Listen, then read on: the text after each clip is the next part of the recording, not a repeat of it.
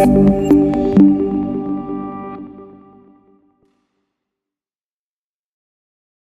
right, so we're here with Jayson Shmyrko and John Mayberry. Thank you guys so much for giving up your time to come on and share with us. No problem, no problem. Anytime. Appreciate it. So we wanted to have you guys on because you work with investors and you do some work with flipping properties, and which sounds like an interesting experience. I've kind of overheard both of you on the phone at various times, which sounds like it's not all HGTV cracks it up to be. What? So give us, maybe Jayson, let's start with you.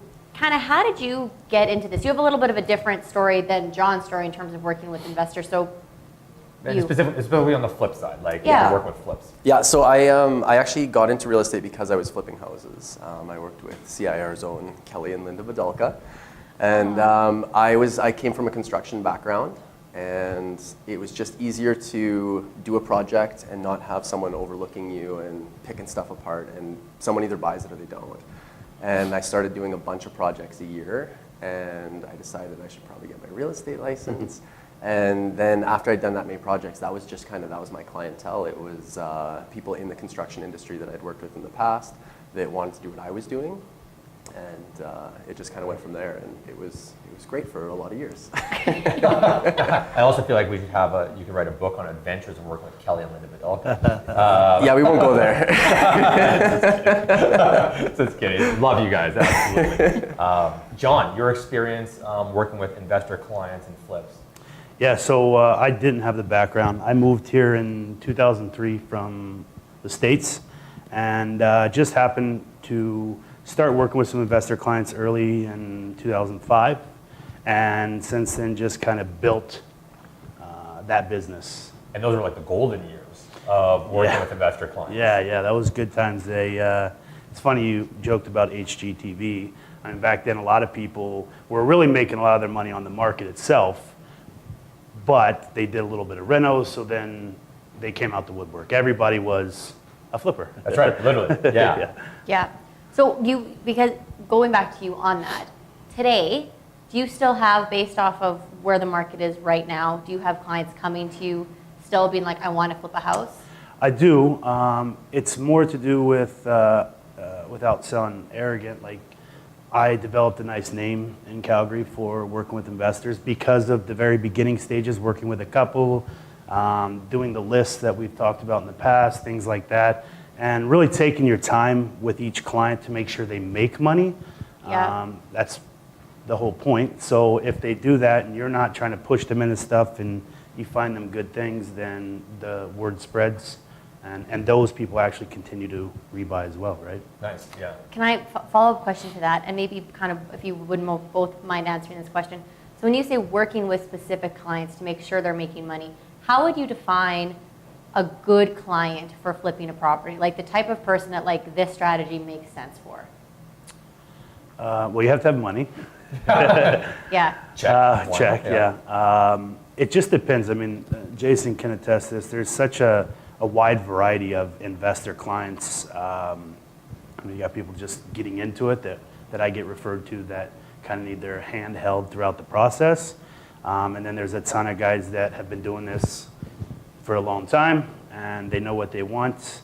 And yeah, so I mean, you got to have the knowledge. We help with that side of it, but just kind of, I mean, the biggest thing for me with investors is know your numbers. So they need to understand and always go on the long side, how long it's going to take, your holding costs, know the area, which we help with, but where are your margins at, the lows and the highs, so that you're not overspending on a project, which is one of the biggest issues people have. Yeah. No, Jayson, same question in terms of what type of client do you recommend looks at flips as an option?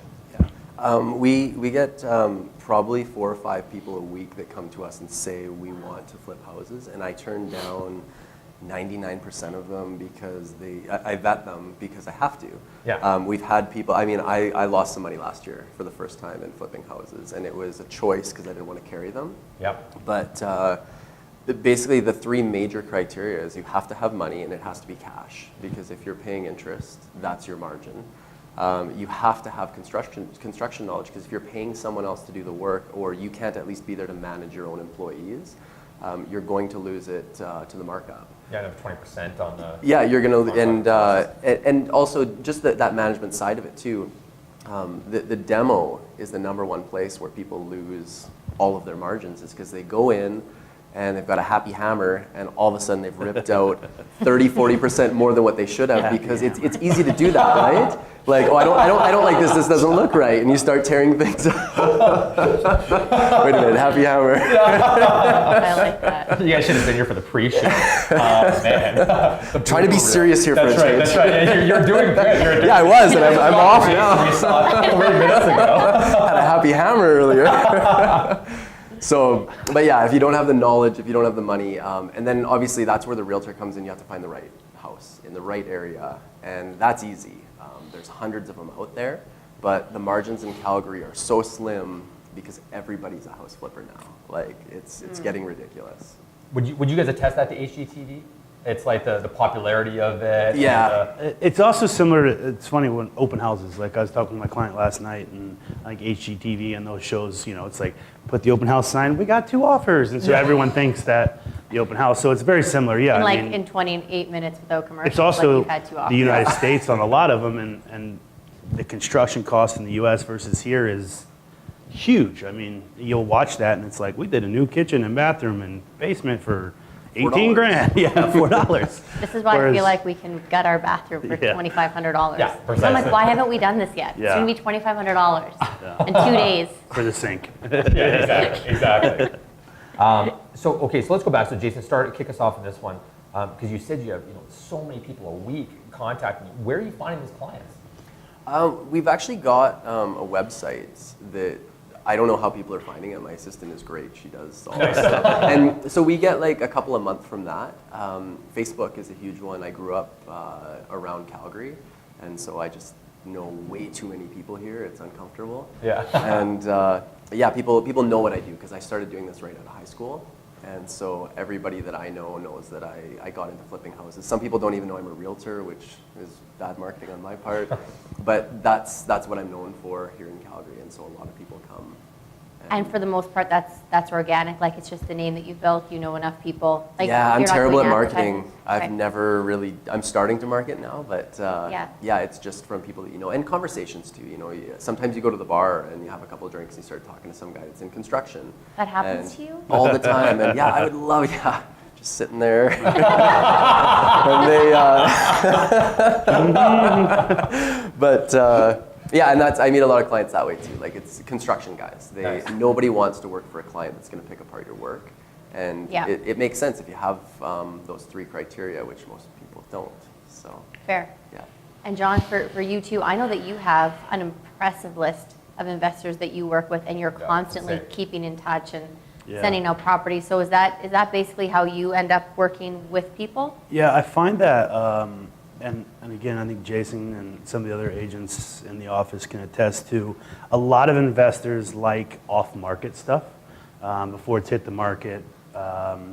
They just like it because it's off the market, but also there's no paper trail in the price and things like that, so they can go in there. Because it's hard once you bought a property and you're trying to sell it a few months later, it's easy to go back and see what it was bought for Totally. and things like that. And that Totally. biases any realtor. Oh, yeah, and that things makes like that. sense. And so, when as I said, I told this in one of our other interviews, and I see a lot of people doing it. And for me, going all the way back to like 05, 06, somebody had given me the advice to start building a list. And so, whether you have one person or you have 20 people, I send out an email to this list, and it's BCC, and hey everyone, first come, first serve. And so, you get properties from other realtors, or other investor clients, or nowadays Facebook and Yeah, it's incredible. all the different places, and we continually send that out. And so people hear about it, or when you're out with the next client, they start talking about being a People flipper probably wanna or get a on that holder. list. Correct. And so Yeah. the Be on list that grows. It's true, right? Yeah. So you So talk about it, and as soon as you said like off-market stuff, like Yeah. immediately people's like, oh, those secret, like I want that secret inventory. exactly. Yeah. I Yeah. want to buy a letter T. You Yeah. know, it's that kind of stuff. So I think that's really compelling because people buy into that. Yeah. We have an idea for a coming soon program at CIR before things hit the market. That would work really well. Yeah. I used to tell my clients all the time, I used to always put in the investment or in the remarks, whenever I had a suited property, I'd say, I talk to my seller and just say, hey, would you guys consider holding back 5% for lend it out as seller financing? And then so I'd put seller financing may be available. And my phone just blew up with investors. And every investor, I'm like, wow, it's only like 10 grand. They're like, ah. And I said, but if I have anything else that makes money, do you want me to contact you? Right. And they're like, yeah, add to the list. Yeah. And we got like 200 or 300 people, probably like 250 when it was all said and And done. very few people are like, no, I don't want you to Yeah, contact something me. makes if I money can off It's make like the money." foreclosure, right? I mean, Yeah, the same it thing. is. It's such a It- buzzword. It gets them in, and then That's right. That's Yeah. exactly it. Okay, so let's talk about types of homes. And it's okay if you guys disagree or you guys have different things you look for, and that's okay. So there's no universality here. If that's even a word. Whatever. close. Universalness. It's our interview. We can use whatever words we want to use. So what types of properties are you looking for? What are the features that are most common with these flip projects? Maybe Jayson, kick us off. So there's a bunch. I've dabbled in almost everything, and some stuff is more profitable, some stuff is less risk. So I started out, and I still think the best investment that has the least amount of risk to it is to buy kind of a rundown property, but that it doesn't need any work right now. And preferably something that's in a price point where your carrying costs, even if you're putting 5% down, you can hold it for 5 years, rent it out, and in 5 years, it's going to appreciate enough that that's your safety cushion. Then you renovate it when you're ready to sell it, so you haven't lost any value in the renovation that you've done. And I've had a lot of success. That's the majority of the properties that I did.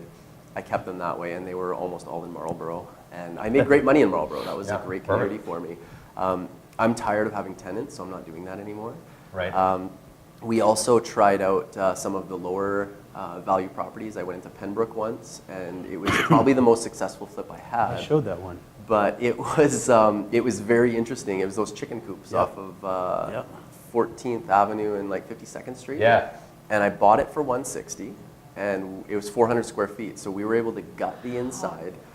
It went from like dog feces on the floor with holes in the subfloor and like pink and orange walls with holes in them. Nothing in the house worked. It had 60 amp service. Wow. We completely renovated it and made it look like a brand new infill Yep. on the inside for $10,000. What? We sprayed the cabinets, we did all that stuff.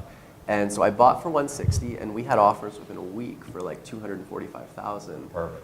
But you learn something new on every single project. People who are buying that project don't have more than 5% down.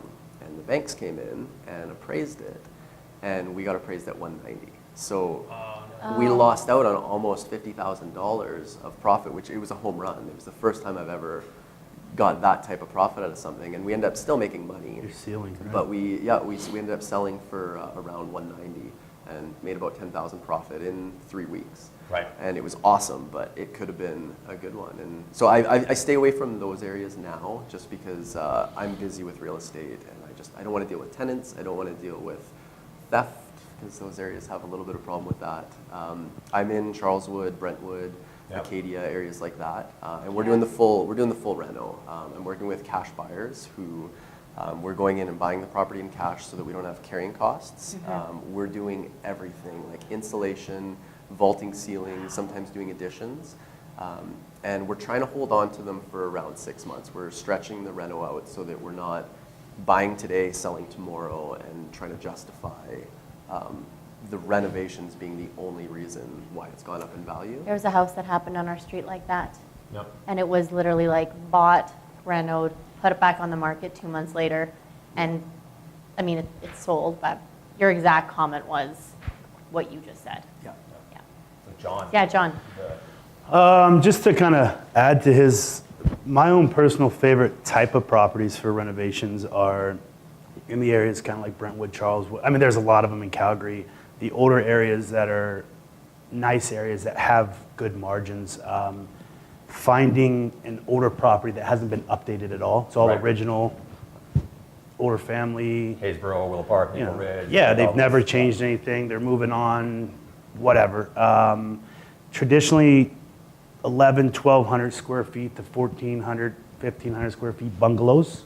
A lot of them will be like 3 bedrooms, and you can convert them to a big master 2-bedroom, just to kind of give you a more direct. That's Yeah. our Yeah. favorite is bungalows and that.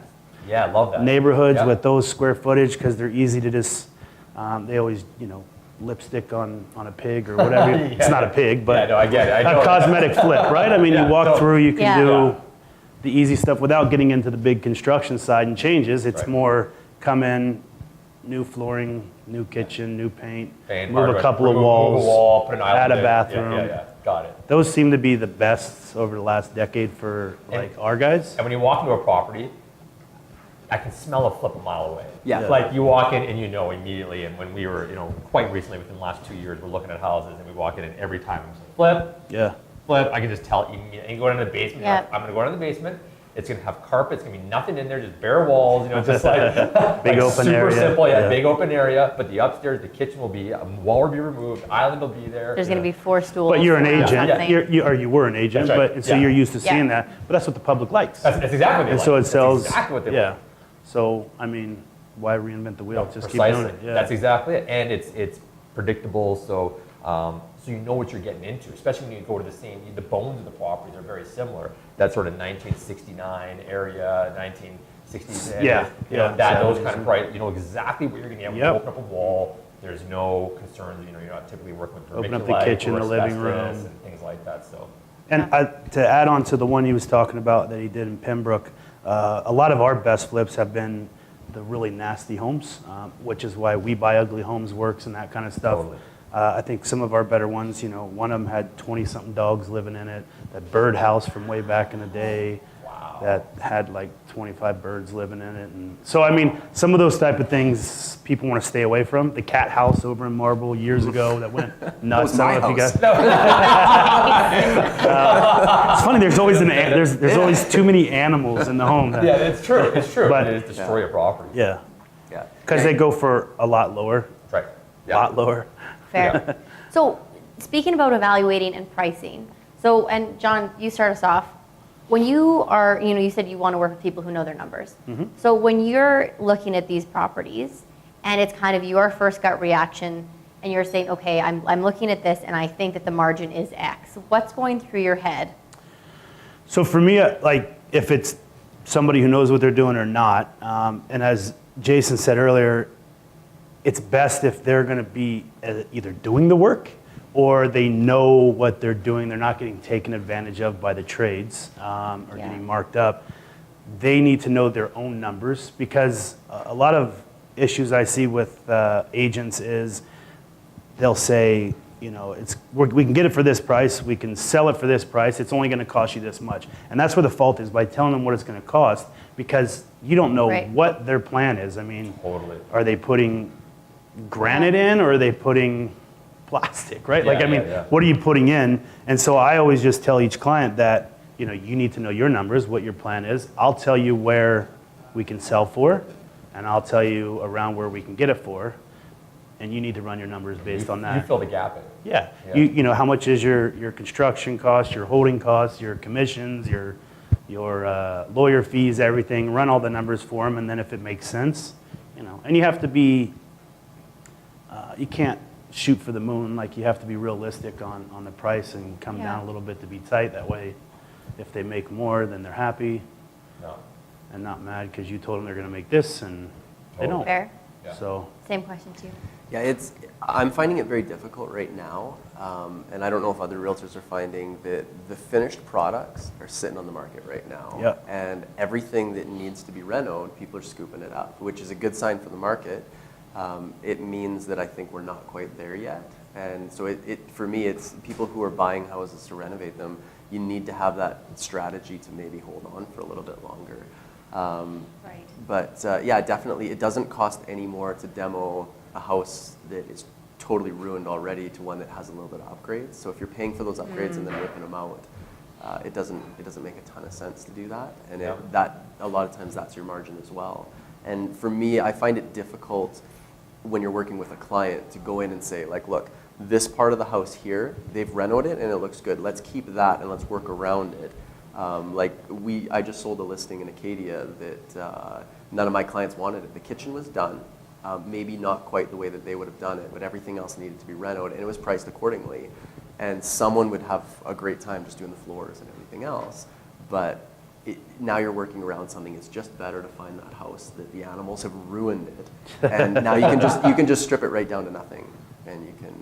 And it's make not, it realistically, it's not the greatest time for flips right now. It's not. It's too much uncertainty. The Yeah. inventory's up, the sales are down 25%. So, Yeah. I mean, I got a lot more of the whole, we're actually working together on some land and we pushed into that. So from that side, the flips for me have died down quite a bit just because Fair. it's Well, it's cyclical. It's a It's like little- you'll see yeah. different seasons in the market. good time to buy them, like he's saying, and hold on to them because when the market does come back, then you're going to make that much more because you bought now. Right. But your Yeah. clients will never listen to you when you say buy it now and hold on till next year and then we'll flip it. And That's right. No, they don't want to do that. 'cause Yeah, yeah, It's yeah. too risky right now. That's right. And that's the time, fear is the time Yeah. to get in. One thing that it's not on here, but just to your point right now of it's better to just sell. So if you guys were working with clients right now, typically a realtor or a stager might walk in and be like, nah, you know what, before you should sell, you could probably get a little bit more money if you just painted these cabinets or changed that out. Based off of your experience right now in those types of homes, would you just say, Are we talking about like regular residential sale?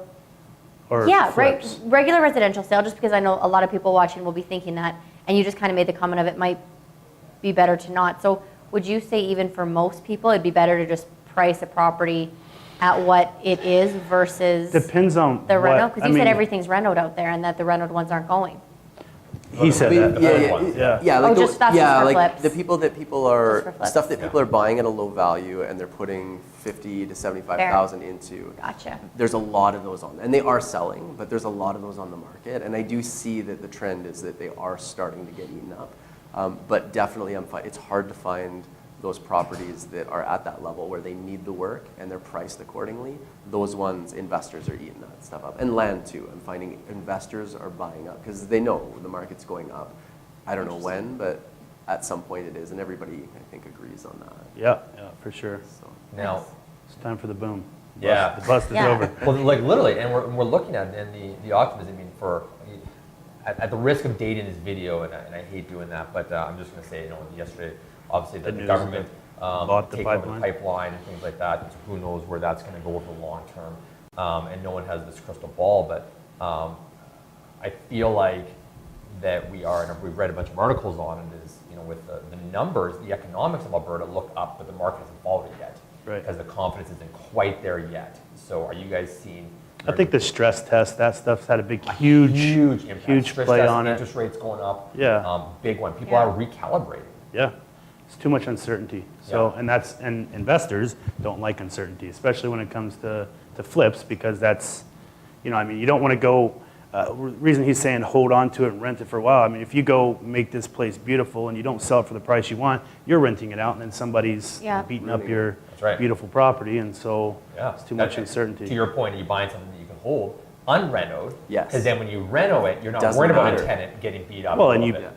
stick a tenant in there and pay for it That's right. until it's ready. Yeah. Well, and now you can rent to people that have animals too, which is it's hard for tenants to find that, and that was kind of my niche too. I made a lot That's of a rental income. really smart thing to I say. knew I was ripping the flooring out anyways, and I just told them, I was like, within reason, Smart. I'm okay Not with 20. you guys damaging the house, right? Yeah. The amount of people I knew when I was kind of like the 24 to 28 that had a cat or had a dog and ended up not moving out because they couldn't find a place to rent, so they just Rental, stayed yeah. with their parents was crazy. Yeah.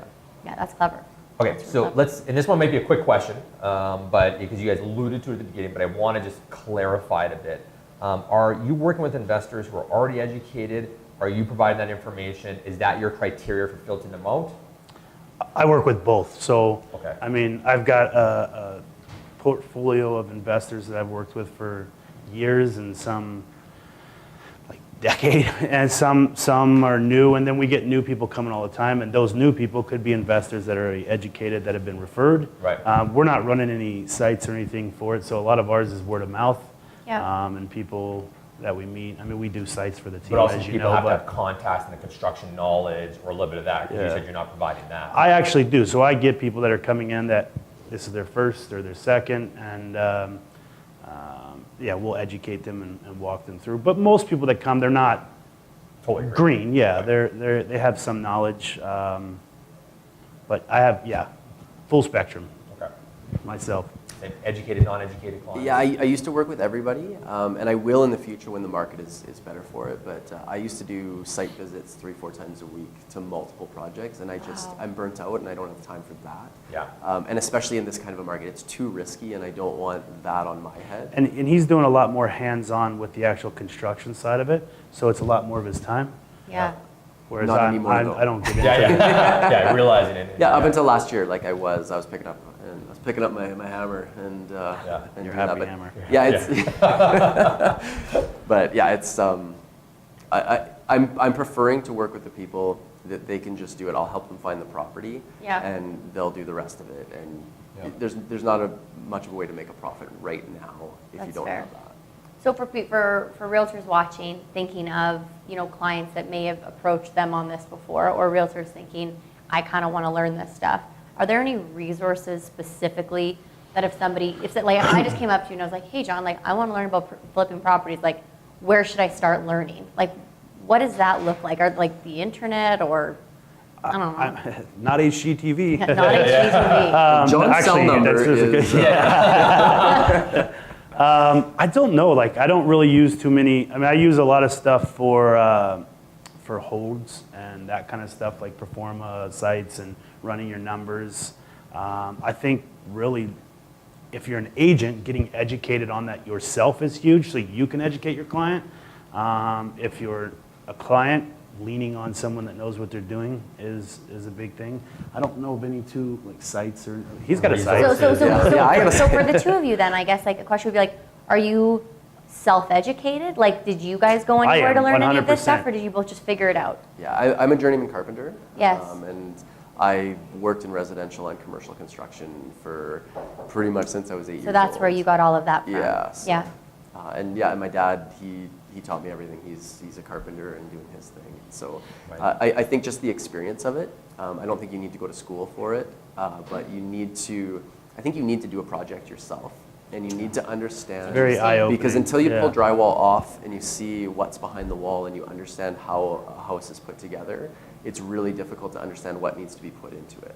That's really So- good advice. So before you work with anybody on anything, try and have some I personal mean, for the agents experience. out there, there's tons of guys that are involved in it. Even just if you don't have the resources to go do a flip, which Yeah. probably not the best idea right now, anyways. But I mean, just like you go meet with a realtor to do an open house to learn the business, find somebody who's in that realm and maybe go with them to the project. Jayson will take you out and show you. I got nothing else to do, guys. You know what I mean? Just Go sit see around. what it actually happens on a flip, rather than Yeah, because if you've never done it, like you said, and you're walking in and trying to tell somebody totally. what's going to happen, you're probably not sounding. So- Don't be a victim of video editing on That's fair. HGTV when we talk Right. about that kind of stuff. This is all, it's a highlight reel, right? Yeah. So most of anybody that you worked with for the first time doing this, is it always an eye-opening experience for them? Like if it's their first flip?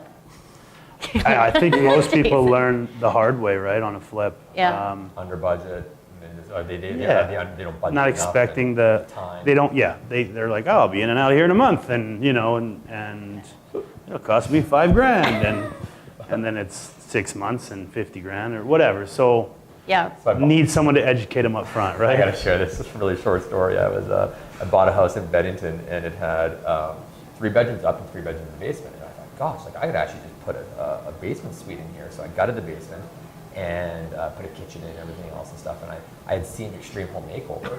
So I thought they can build a house in a week, which means that I can finish a basement in 2 weeks. Yeah, right. Nothing. It literally, I started in February, and in November, it still wasn't done. Right. So it was just horrific. And you tried doing it yourself. Yeah, it was awful. Right. It was awful. So, And you learned. oh God, So absolutely. they do the same thing. I mean, hopefully you have someone who knows what they're doing to Yeah. go over that process and make sure they're not going to learn the hard way, because then they're going to blame. Yeah, that's right. He's- You nailed it, because they do. They blame you guys. Right. Yeah. If you mismanaged their expectations or didn't educate them on it or gave them false hope. Yeah. So speaking of that, because that's a good transition to this. What's the difference between working with the happy family that wants their home in the suburbs and everything else versus the investor clients? What's the philosophical difference? I know that there's stark, but it's like, Give us some insight into that psychology a bit. I think I was waiting for you to go. I'm gonna let you take I this. mean, there's a lot of similarities. Everybody wants a good investment, so that's, you got to make sure you're educated. Yeah.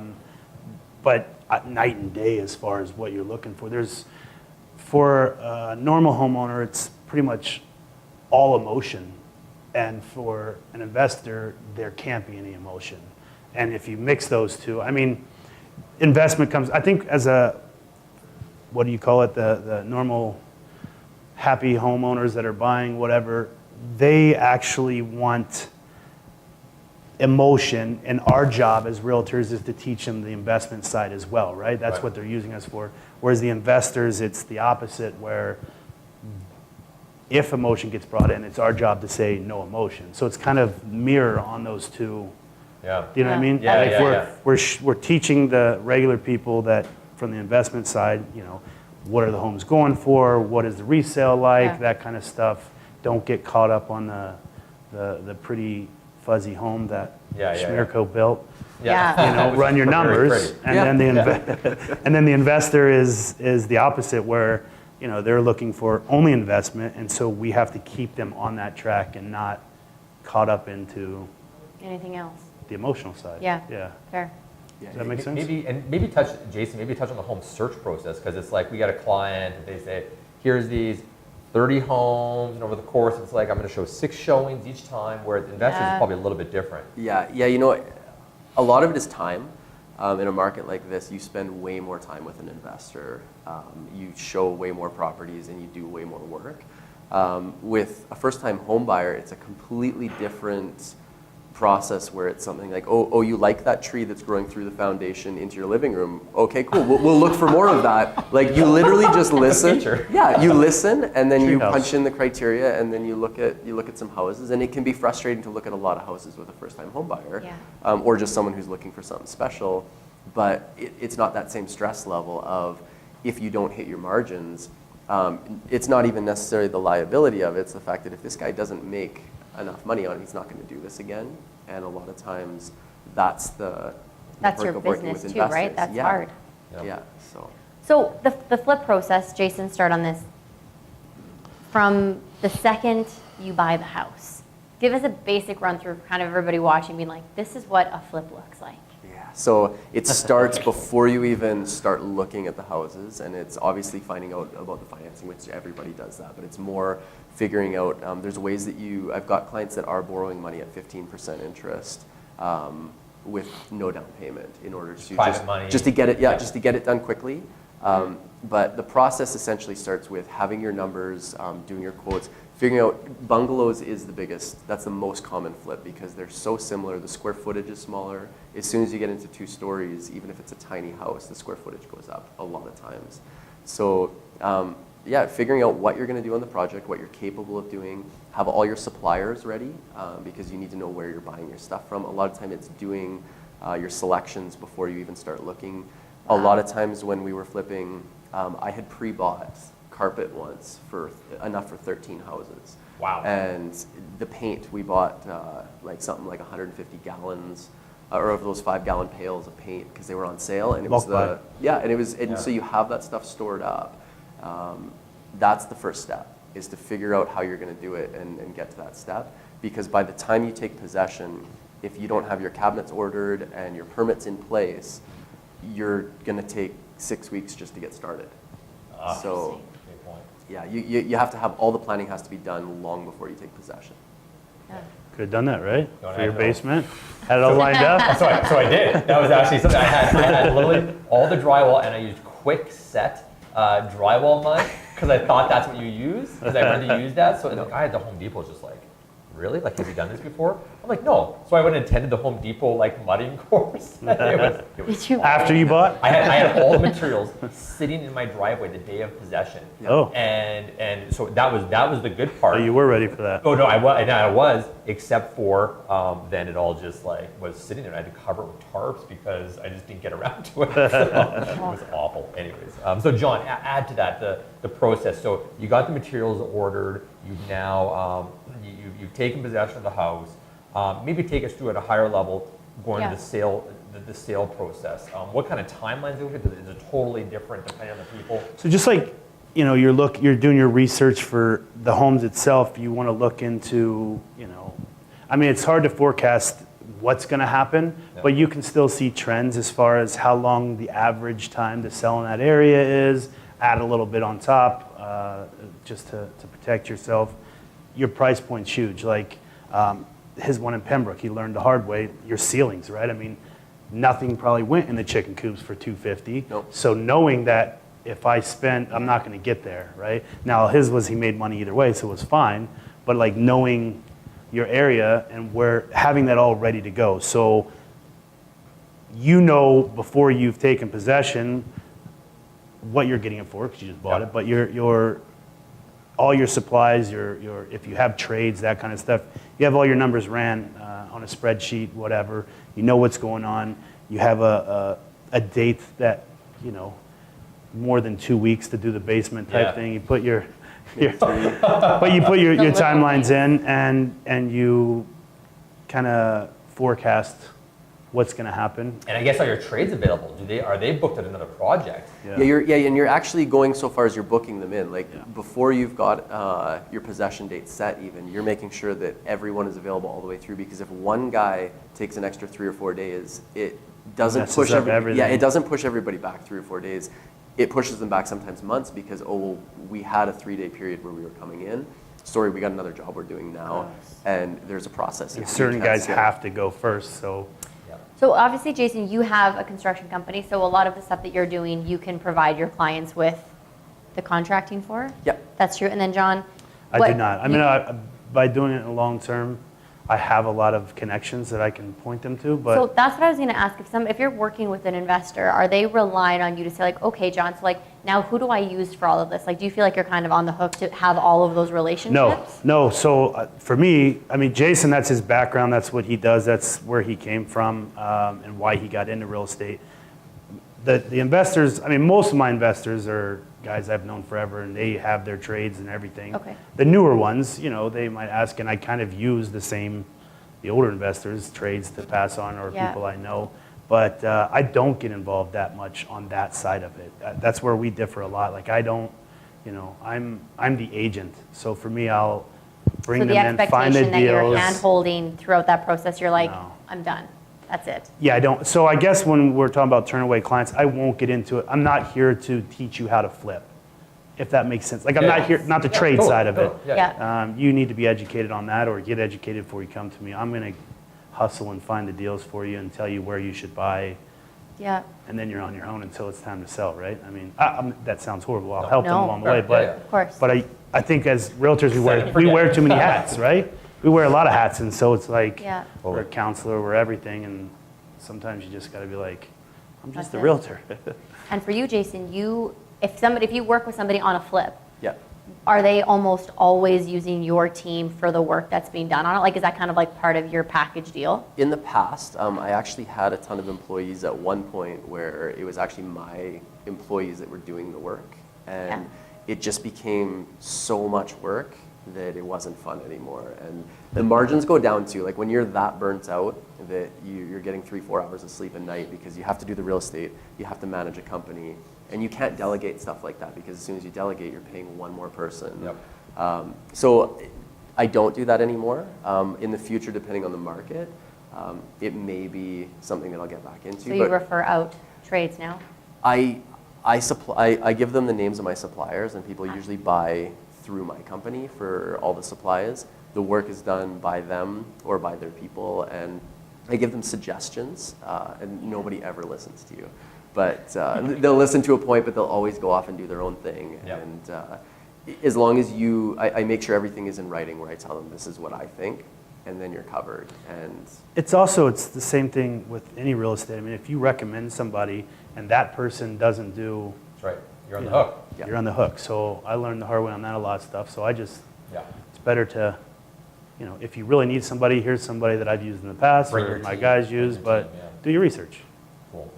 Let's talk about some mistakes, common mistakes that are made in flips. Jayson, kick us off. Really, the biggest one is in the demo. People going in and they plan on, we're going to rip out the floors, we're going to take out this wall, and we're going to take out the cabinets. and all of a sudden you have studs with no roof on a house. And it happens so fast, and usually people bring in all their friends to do it, and so you've got all these people just ripping stuff out, and that is the number one mistake that I see. The other mistake is going too far with it, like what John said, like you need to know your ceiling. It's not just the ceiling of what people are willing to buy in the neighborhood, it's what the banks are willing to approve, and what kind of equity you're gonna have, and what kind of buyers it is really. Like, if you're flipping a house, which I've never done before, where you buy into $1 million house that needs renos and then you're trying to sell for 2, I know guys that do that. That's a different market, and you don't need to worry about the banks because it's probably a cash buyer or it's someone who they can make up the difference. They're buying it because they love it. Yeah. Again, when you get into the cheaper areas, they're restricted by their 5% down payment and whatever the banks appraise it at. So putting in too much is often a big thing. And then shoddy workmanship.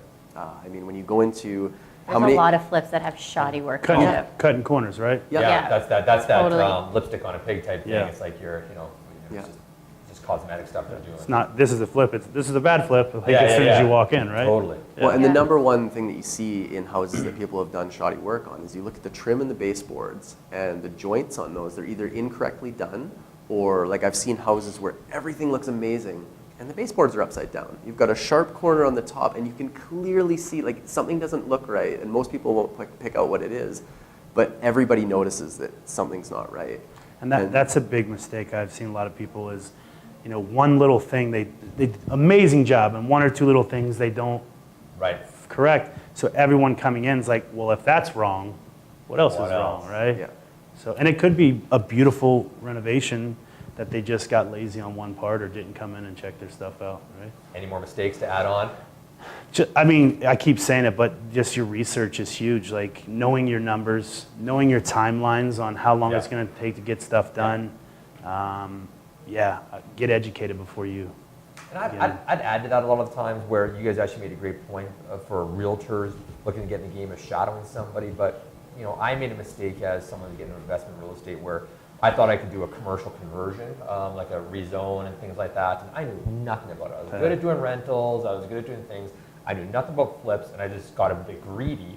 And I thought, I'll go into an area I know nothing about instead of partnering with someone that did know for the first couple and then moving on with that. Even from the investor standpoint, partner with someone who's knowledgeable. Maybe you can provide the financing or something. You do a project together, you learn, instead of saying, I'm really good at long-term rentals, Yeah. and now I'm gonna get in the flip market. And it's like, because I can just make more Yeah. money, and you're like, hold on a second. Totally different game. world, different world. Different yeah. world. Let's go on to our last question, and talk about inducements. I don't want to say anything wrong, so you ask this question. Yeah, I okay, always start so- talking about like money and stuff. I don't that do want it. to talk about. No, yeah, yeah, good answer. No, so here's one of the things that I did in my business was I said, if you buy a property through me and you flip it within a year, I'll sell it for you for my expenses only. And maybe that's too generous, whatever else. Did you guys do anything like that? Did you guys do anything with I your mean, we'd be business? lying if we, like some of my investor clients that I've worked with for a long time, that do large volume with Yeah, us. you have a business relationship Yeah, with them. we have something where on the buying, it's always full commission. On the sell, I give them a discount. I still charge them. Yeah, fair. But, and there's a few guys, and then there's a lot that you'd like to probably charge more. Yeah, fair. But yeah, I mean, do I make deals for guys who give me lots of volume? Yes. Oh, and I encourage realtors out there in the world that it's like, people say, well, what should I charge you here? They say, well, never discount your commission. You're giving away your value. It's like, My boy, they're laughing right now because that's what I tell them every time. okay. Well, and it's true, like the one-off stuff, you need to know your value, but then it's also like you can make business decisions that make sense for the long term. Yeah. And with some people. Jayson, same question. Yeah, I absolutely. Help them out. I'm the worst for cutting commissions. but it's because You probably offer before people even. like I pay. I give them money to put it. Yeah. No, I've had instances, and this is a little away from the flipping. I've had instances where somebody's called me and said, I found the house I want to put an offer on. Will you do it for half the commission? Yeah, I'll do it for half the commission. I don't have to do anything. So I'm show 'em writing. write an offer Yeah, down. I'm going to write the offer down. And with flipping, absolutely. Right now, the 3 clients I'm flipping with, the deal is I get a full buyer commission, and I sell it for $1,500 flat. Plus, we offer a buyer a full commission. There you go. And it's the only way that their The margins guys are working. doing volume, that's what, I mean, That's they won't work with you if you don't, same with the builders. I mean, the builder realtors, you Yeah. know, they're getting these listings and things and they're, Yeah. if you're not, I mean, And we did a lot of stuff like the buy-in side. Don't built give in the it away. transaction. No, and don't give it away. And make sure you're not losing out on it. Yeah. Yeah. But there's value. Your sign goes up. You get a few more buyer calls. You know, you can spin off some other business from the listing marketing. But I never lost money on it. But it was always like, hey, you guys want to build a business relationship with me? Let's make this work. right. So, and yeah, just like builders. I mean, if you're listing spec homes and things like that, and people are doing it for $2,000 a spec home or a little bit more or a little bit less sometimes, because if someone's going Yeah. to give me 70 listings this year, Yeah. it's like, well, there's value in terms of that, like, no question. 100%. Yeah. Cool. All right. I think that's basically all that we had on here. Thanks for You guys showing did an up awesome job. at the early No worries. hours this morning. Yeah. We appreciate it. I mean, I was better, but you're all right, John. We love you You were both both equally. great. Yeah. Well, yeah. Thank you so This is much, getting weird. John, Jayson, everybody. You're both. You used to be in the downtown office. I'm still in the downtown. But you don't have an office there anymore, do you? I gave up my office there. I gave it to him. Because I live right beside Where you now. live? Oh, yeah, well, That was my office. they moved over, yeah. Yeah. I was going to say, well, Cool. if anyone wants to harass one of these guys, you can probably find them in the downtown office or causing problems. Yeah, and around. actually, that's a huge thing. Like, I mean, the reason you're doing this and what we talked about earlier, like for all the agents, like Jayson does in CIR. CIR is awesome for sharing and you know, through our networks and our groups. And so on this topic, I mean, I'll speak for Jayson. If you guys need any help, reach out to us, right? No, make it work. You guys are the best. Awesome. Thanks, well, thank guys. You, and thank you guys so much for tuning in to another CR Live Agent Pursuit. And we're going to have some great topics coming for you guys in the future here. So make sure you guys tune in and don't forget to like us on Facebook, follow us on Instagram, subscribe to our blog through agentpursuit.com, and tune in on iTunes to the podcast. We have a podcast. We haven't which- really said which that out is loud. on You guys as are going to well. be on. This is going to be a This podcast. is a podcast episode as well. It's our first podcast. Which is Your first fantastic. podcast, totally. And or also anywhere you can download podcasts, you can Yeah. listen to it as well, not just iTunes. So that's it. Awesome. Thanks, guys. Again. Thank you very much. And we'll look forward to connecting with you guys soon. Thanks. Perfect.